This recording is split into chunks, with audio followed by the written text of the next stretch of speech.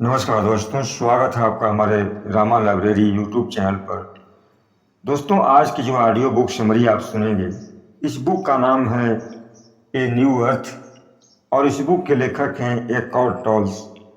तो दोस्तों, हम अपने जीवन में हमेशा पुरानी बातों को जो सोचते रहते हैं और इसकी वजह से जो जीवन में तमाम समस्याएं और परेशानियां आती हैं, इससे बाहर निकलने का रास्ता क्या है। और इस बुक समरी में आप जानेंगे कि कैसे अपने ईगो की वजह से दुनिया के अधिकांश लोग परेशान रहते हैं और कैसे हम अपने ईगो से छुटकारा पा सकते हैं। इस बुक समरी में आप देखेंगे कि किस तरह सभी धर्म हमें शांति से रहने का उपदेश देते हैं, लेकिन इन धर्मों की वजह से ही हमारे समाज में अशांति फैली है। इस बुक समरी में आप सीखेंगे कि आपकी इच्छाएं आपकी दुश्मन क्यों हैं और दुनिया में हिंसा की वजह क्या है, कैसे आप वर्तमान में रहकर अपनी परेशानियों से छुटकारा पा सकते हैं। लेखक एकॉर्ड टोल्स लिखते हैं कि अपने सभी दुखों की वजह खुद इंसान ही है। इंसान हमेशा से लालची, स्वार्थी और खतरनाक प्राणी रहा है। पिछले कई सालों से इंसान ने जो बहुत सारे बम और जहरीली गैसें बनाई हैं, उससे इंसान का ही नुकसान हुआ है। इंसान को इन्हीं आविष्कारों की वजह से आज पूरी दुनिया में आतंक फैला हुआ है। हर दिन हिंसा बढ़ती जा रही है, लोग डर के साए में जीवन जी रहे हैं। दुनिया भर के अलग अलग धर्मों ने दुख की अलग अलग परिभाषाएं दी गई हैं। रामायण के एक महर्षि ने कहा है कि दुनिया एक माया जाल है, माया ही इंसान से सारे गलत काम करवाती है। बौद्ध धर्म के गुरुओं ने बताया है कि दुनिया दुखों से भरी पड़ी है और सभी दुखों का कारण है इच्छा। अपनी इच्छाओं को खत्म करें, जीवन के सारे दुख खत्म हो जाएंगे। और जैन धर्म के तीर्थंकरों ने दुख जैसी दूसरी भावनाओं से छुटकारा पाने के लिए इस दुनिया की सभी चीजों से नाता तोड़ लिया था। और क्रिश्चियन धर्म में पाप को परिभाषित किया गया है। उसमें कहा गया है कि इंसान होने का कर्तव्य भूलना ही सबसे बड़ा पाप है।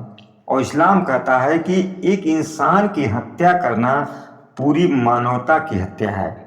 सभी धर्मों ने लगभग एक ही संदेश दिए हैं और सभी धर्मों ने कहा है कि इच्छा ही इंसान की सबसे बड़ी दुश्मन है।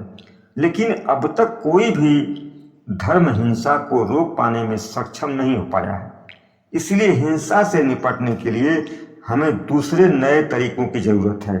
इतिहास में बुद्ध और महावीर जैसे महान लोगों ने हिंसा को रोकने की बहुत कोशिश की। समय के साथ हम इन्हें भगवान की तरफ पूजने लगे, लेकिन इनकी दी हुई शिक्षा को भूल गए। लेकिन आखिर ऐसा क्यों होता है?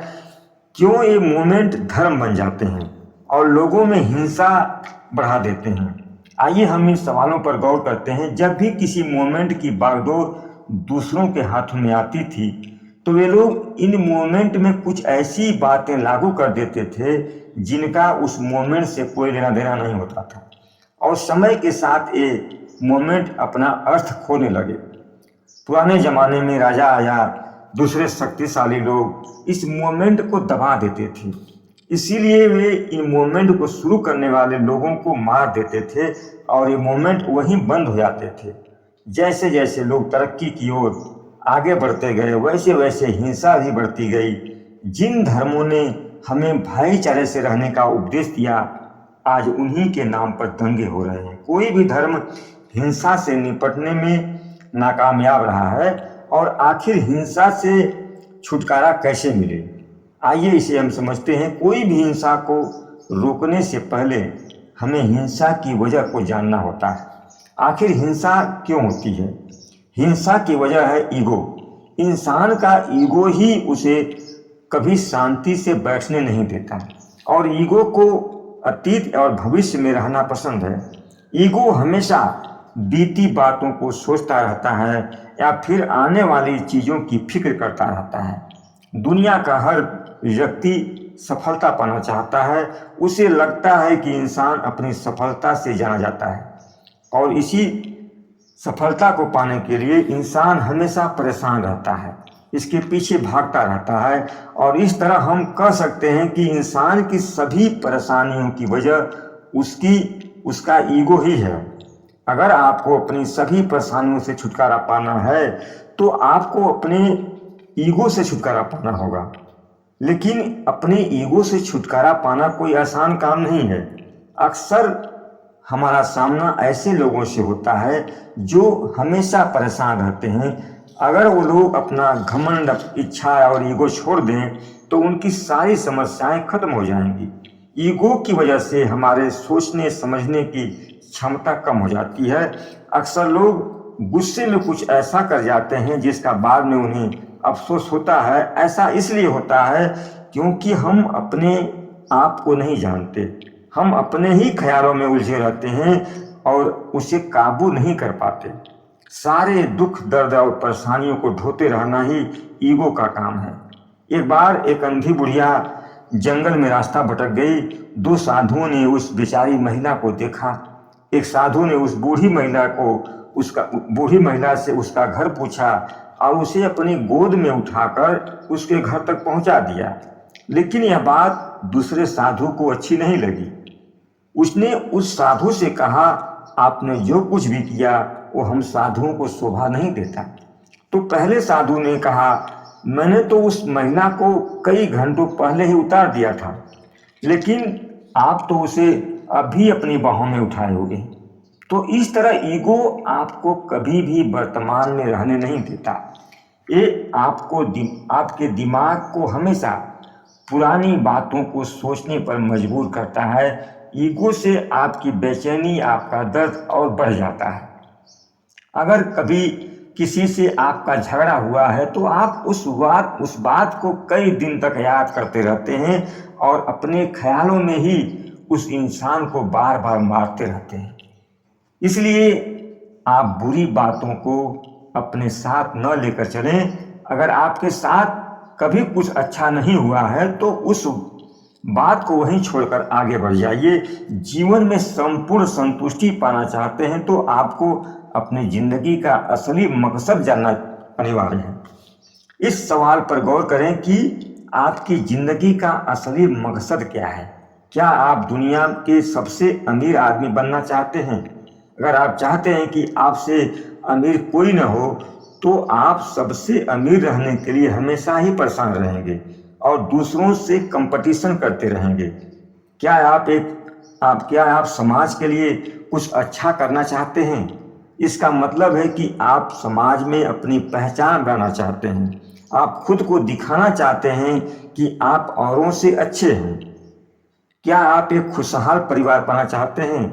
जरूरी नहीं कि आपका परिवार आपके हिसाब से ही रहे और आपकी बातों को माने। घर में झगड़े होते रहते हैं जो परेशानी की वजह बन जाते हैं। इन सभी बातों से साफ है कि अगर आप कुछ हासिल करना चाहते हैं तो वो ना मिलने पर आपको तकलीफ जरूर होगी और उसे पाने के लिए आप हमेशा मेहनत करते रहेंगे और हमेशा परेशान रहेंगे।